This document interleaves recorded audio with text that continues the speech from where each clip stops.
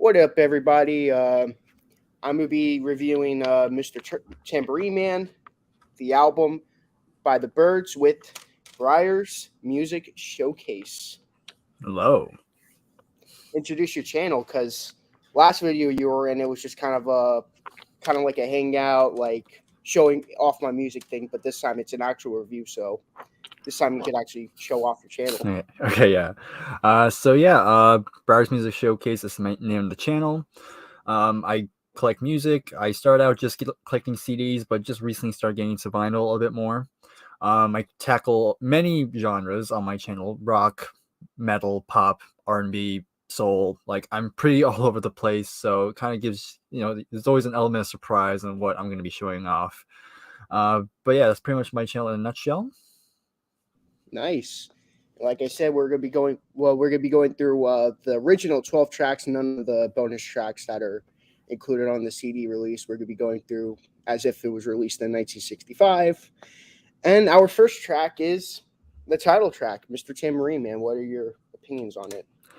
Yeah, so I think this is a pretty good way to start off. It starts out with that, with Jim McGuinn's 12 string guitar intro, which is a staple of their sound.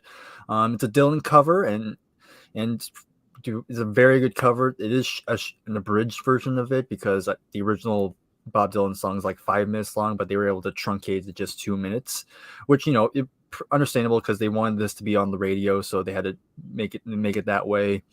But did I think it's fantastic. Of course, this is one of two songs on this album where the whole band's not really playing on it. Really, McGuinn's the only one who's playing on the track because they just had a lot of session people from the Wrecking Crew play on this one. But still, it's very good. The vocals, I mean, the Byrds are pretty known for the harmonies as well, and you hear that a lot. And I love the opening bass as well. Like it's very prominent before everything else kicks in. So yeah, it went number one on the charts and for good reason. So yeah, I think it's a very good opening track. Definitely. This is one of four tracks that are Dylan covers. This is probably my third favorite of the Dylan covers. Really strong Dylan cover. Like you said, the original version is really long. They managed to chop it down really well and make it still sound like a great cover.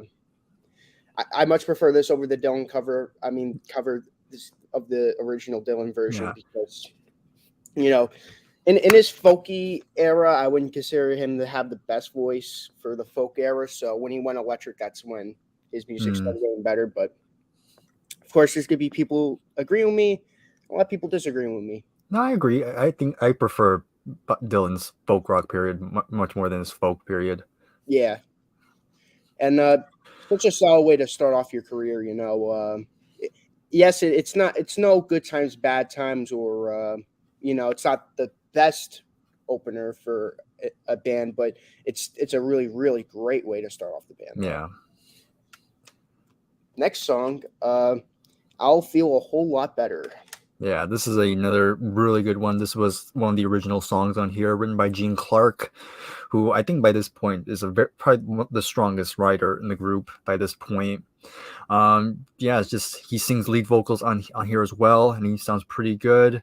Really great rhythm, very fast, very good, very up tempo type of song. And I really like the guitar solo in the bridge as well. This was actually the B side to All I Really Want to Do, which I kind of wish this song was the A side to that single because I think it's a much stronger song in my opinion. But we'll probably talk about that All I Really Want to Do a bit later. But yeah, it's it. But yes, a great song. It's one of my favorites on here. Lyrically, it's kind of interesting because this was about a girlfriend Gene was seeing at the time, and it was kind of one of those girls where he was kind of like, I'm not sure if I like this person or not. And he feels a whole lot better when she's not around. So it's a little bit of a humorous take on it. But yeah, another one is a good song. So yeah, I really enjoy it. Right away, this is on their greatest hits album. A lot of people would know it.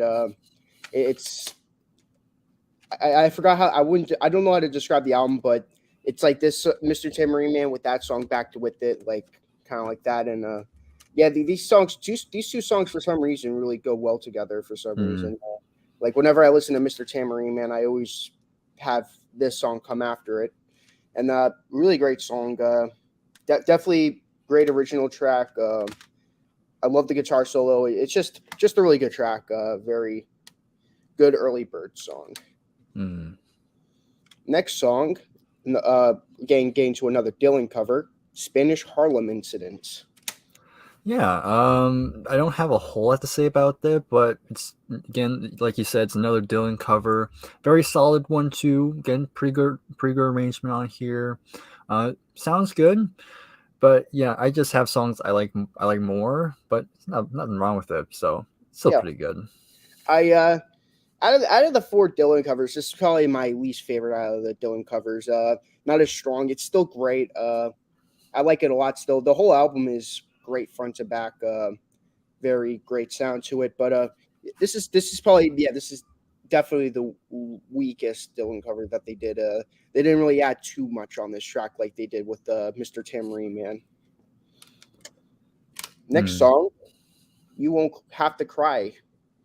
Okay, this one was this is another original. This was co-written by Gene Clark and Jim McGuinn. Um, just a song about just comforting a girl after a bad relationship or something like that. So kind of a nice little message there. I like the guitar riff in it. And Jim McGuinn is a very good guitar player, I must say. Like he's not like I wouldn't say he's like up there as one of the greatest guitar players ever, but definitely fits the Byrds sound. And a 12 string always sounds very nice. So yeah, another pretty good, very strong song for me. Yeah, the way he plays on his records, like they just had a sound to them, and I enjoyed the sound a lot. I really enjoyed. Really solid song. Not as strong as the first three songs, but it's still really good. Track number 5, Here Without You. All right, next another original, another by Gene, and this is another one I really very much enjoyed. I really enjoyed the kind of more somber atmosphere, which kind of matches the kind of the lyrics, which kind of has a hint of loneliness to it. And I love again going another great guitar line by McGuinn here. But yeah, it's just not much not a whole lot to say, but it's definitely one of my favorites on this album. So it's very good. Yeah, I agree. It's really good. When I first heard it, when I first heard this track, I'm like, yeah, it's all right, but it grew on me, and not now it's one of my not one of my top favorites, but it's still a really great track. And Yeah, I just really I'm just drawn to songs where they have those like very chill, not very quite chill, but very somber atmospheres. I'm really drawn to those. yeah, you probably will probably well. I was planning us doing each Bird album like week after week, and when we get to Fifth Dimension and we go over 8 Miles High, I prefer that track over this one. Mm. Uh, I don't know if you ever heard that one before, 8 Miles High. I've, yeah, yeah, I haven't heard that one yet. That's like one of their more psychedelic. It's just Right, I've heard of it. Yeah. yeah, it's a great track, but we'll get to that when we get to that. But yeah, it's decent. The Bells of Rimini. This song Rimini, yeah. this inspired George Harrison with the "If I Needed Someone" with the guitar Hmm. hook. Okay, I In haven't the heard that. beginning. I haven't heard that one. That's cool. Yeah, Yeah. This was another cover by Pete Seeger. And yeah, this is another one I really, very, really enjoyed. Like, really enjoyed the composition here. Like, the band really gel well. Just some great melodies to it, and of course the harmonies. It's probably one of my favorite This is where the harmonies really are in the forefront that I really enjoy. And the bridge is what I also really love. That's one of my big highlights on this album. It's it's definitely up there with my top 5 if I'm going to be honest. It's just a really great song. So yeah, that's my thoughts on that one. I love it. It closes side one really well. Yeah. I really want the record because I own Turn Turn Turn, which if you want to review that with me, you said you're familiar with that album too. Yeah. Turn Turn Turn, that's the next album, and I own that on record, but I want to own this on record. I like the song Turn Turn Turn. I prefer over the whole album, but the Mm, album itself, I prefer this album. But yeah. what a great way to close off side two. One, Yeah. close off side one really well. Really strong way to end off the first side.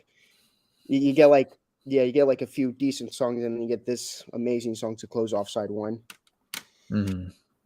Okay, number seven or side two, track one for vinyl listeners. All I really want to do. Yeah, we kind of already hinted at it when we were. Well, I kind of hinted at it when we talked about "I Feel a Whole Lot Better," which this was the A side to that single, and it was the second single released, and the Dylan cover. And I've read they changed. There was a lot of changes to this one they had to do just to get shorter. Um, it's fine. It's not one of my it's not one of my favorite songs on here. Yeah, nothing wrong with it. I mean, I would say there's no bad songs on this album, but it's definitely, to me, this is definitely on the lower end of this run here. So yeah, it's fine. I like it. That's fair. Yeah, this is. I think it's a really strong way to open up side two. I personally really like the album, uh, like side two opener, and yeah, it's really good. Probably my second favorite Dylan cover. So now you know my third three would be Mr. Tambourine Man. Four would be Spanish Harlem Incident, and number two would be this song. And if you guys know the album, you would know what my number one would be. Yeah, this is really solid Dylan cover, much better than the Dylan version. Nothing against the Dylan version. I love the Dylan version, but yeah, I really enjoy this track. And that leads us to the next track. I knew I'd want you. Yeah. Okay. So now we're back to the originals. Another Gene Clark pen number, and this is the other song where they had session people play. Only McGuinn's only is playing on here. But yeah, it's very similar to what was the song? Oh yeah, Here Without You. Kind of has a very similar atmosphere to it. Where was I? Oh yeah, again, it's very romantic, but also has themes of alienation to it. Great harmonies as well. And I love the added use of an electric piano as well. I think that was a nice little touch to it that I really liked. So, yeah, another great song. It has like a very little, has a little bit of a waltzy feel to it. It's like Yeah, I can dun, hear dun, it. dun, dun, dun, Yeah, a dun. little bit. Yeah. I, I I I like it, but it's probably my least favorite track on the album. Nothing against, of course, nothing against it. Even the weakest track on the album is really good. Hmm. But yeah, this is usually like not all the time, but I sometimes skip it because I'm just not into it like the rest of the songs. But still a really strong song though, pretty good. Uh, Track number three on side two, it's no use. Another Clark and McGuinn collaboration. Uh, Great intro with the guitar and bass. Again, I'm a sucker for bass stuff, so of course, this is probably a really good rocker. Probably might be the most rocking song on here. Definitely where the drums are very. I noticed the drums a lot more. So I haven't mentioned the drums. So Michael Clark with an E, not to be confused with Gene Clark. But yeah, for the most part throughout the album, he's pretty standard. Nothing too flashy, but kind of keeps the rhythm going. But here, this is where I notice his drumming a lot more, and I like that. I think he's really showing his abilities a lot more. So yeah, another very strong track. Yeah, I think it's pretty good. When I first heard it, I wasn't crazy about it, but track definitely grew on me. It's really strong track. Yeah, really darn good album track. Really good. Should have this would have been a really good B side. Hmm. Really good. Okay. Track number 10. Don't doubt yourself, babe. Yeah. So back to the covers. This is by somebody named Jackie D. Shannon, Yep. who I've not heard of before. And I don't know why, but I don't know if I'm the only one. But when I first heard it, I was like, the intro sounds very much like Spanish Harlem incident earlier.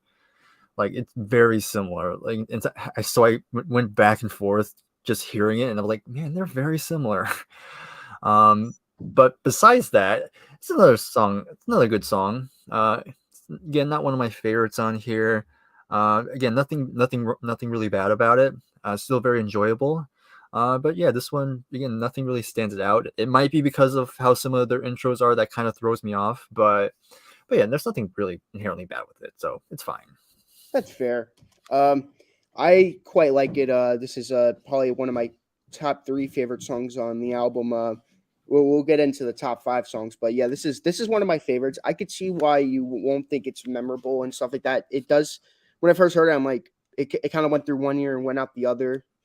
And it's funny. I was listening to your Rush ranking, and one of the albums you kind of said that with, and Mm, that's how it was with the Byrds albums when I first heard it. It was just like one year come out to the other, and none of them were sticking to me. But like after listening to them a little bit more, I got to actually understand all of them. But I like the guitar work, and yes, this song does have a very similar intro to Spanish Harlem Limited. I kind of heard it too, and I kind of hear it going into the next track, "Chimes of Freedom," which this is the last Dylan cover on the album.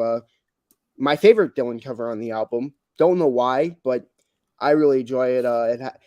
For some reason I enjoy it because the way is it McGuinn who sings lead on this song? yeah, I believe so. Yeah. The way McGuinn sings this song, he does it with the other tracks too, but the way he sings like Dylan on this track is like really like stands out, and I really like it. And yeah, for some reason these two intros like very sound similar to each other, and yeah, it's still a great Mm. track though. My favorite Dylan cover.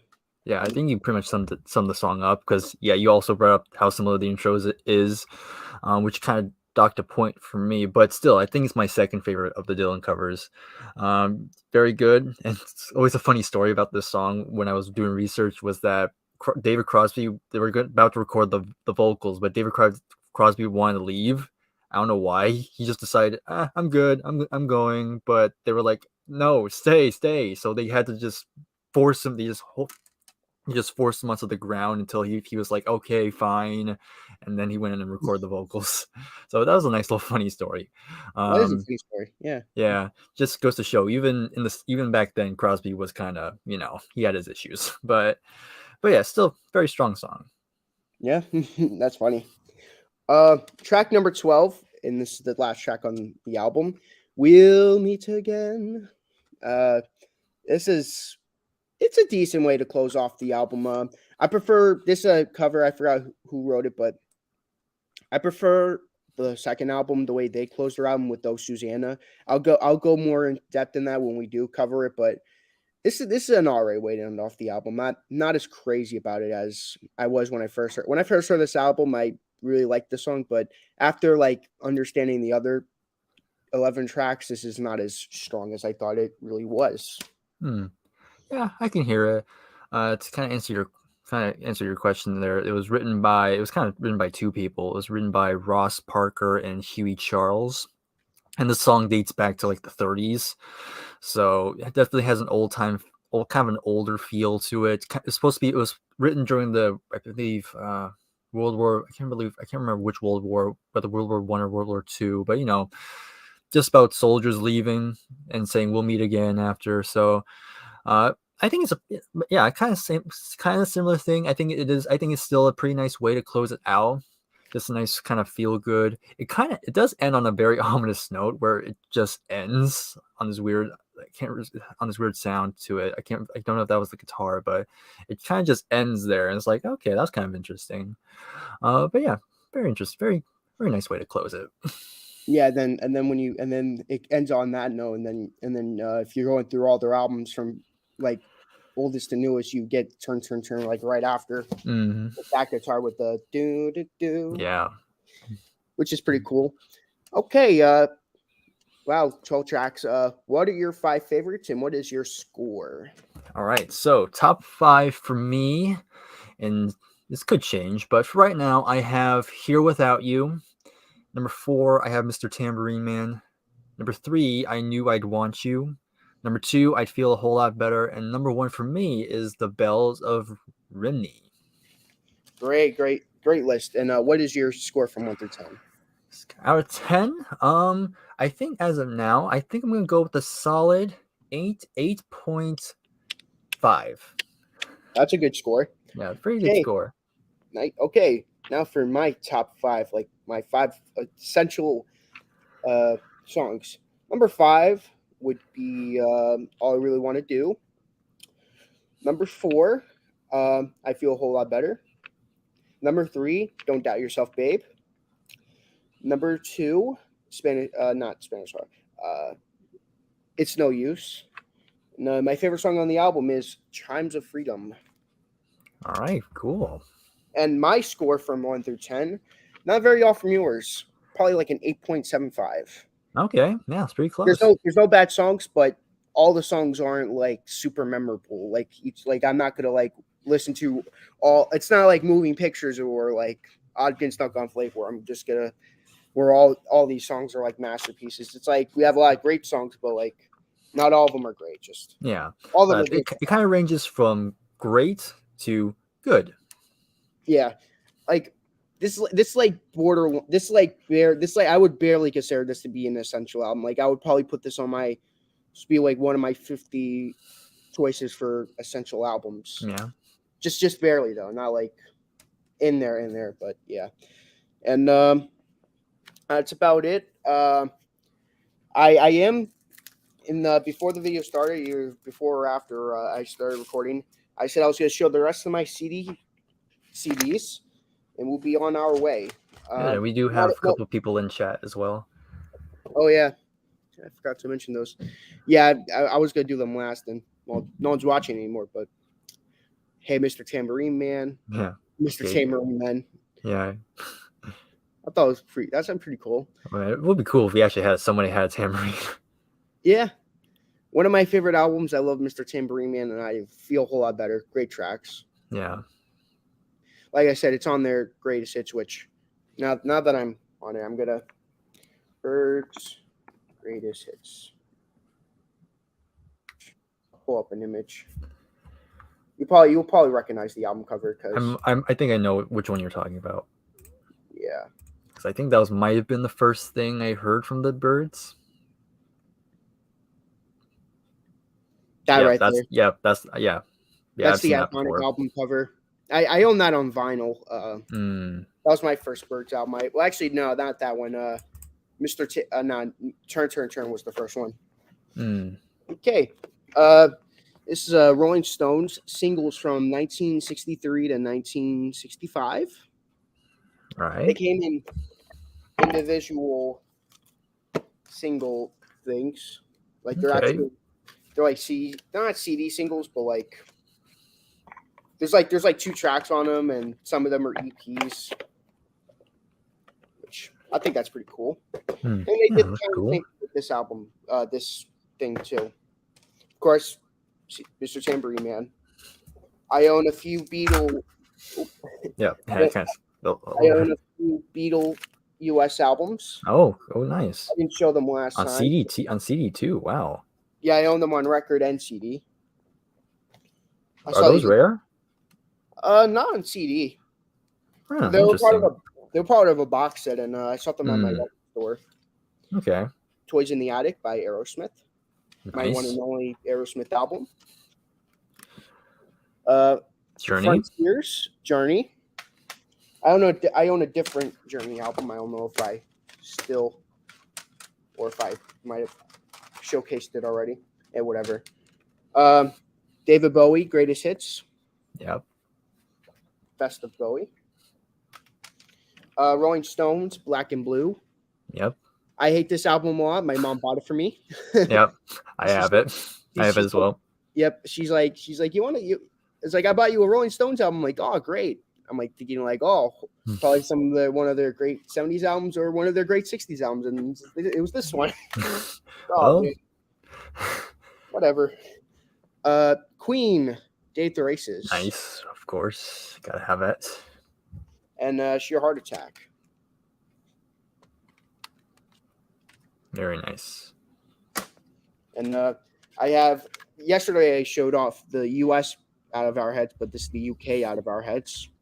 This is the one cover I was talking about before with the December Children album cover.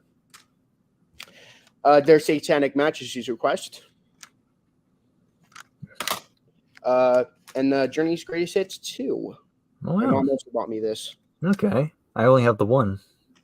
Yeah, this one has Stone in Love, Chain Reaction, Still They Ride, Good Morning Girl, Walk Like a Lady. A lot of great stuff on this one. Yeah. That's good songs there. Okay, and Mr.